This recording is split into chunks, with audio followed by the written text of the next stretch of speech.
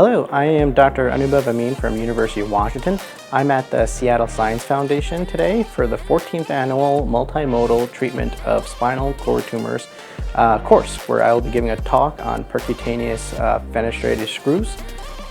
My talk, as well as the other lectures and demos from today's course, will be posted on ssfyoutube.org in the coming weeks, so stay tuned. In the meantime, here's what else is happening at SSF this week. Dr. Amir Hassan will be giving a talk entitled The Fate of the Furious, Conquering ICAD, Wednesday morning at our cerebrovascular Q&A discussion session. Thursday morning will be our neuroradiology case conference. And Friday, we will hold our first annual Pre-Health Youth Summit. This program is designed to give underrepresented high school and college students interested in careers in medicine access to dynamic speaker sessions, interactive anatomy and cadaver workshops, and networking panels. This edition is fully booked, but luckily we have multiple other opportunities for students to gain hands-on learning. Registration is now open for our summer research internship and our mini medical school.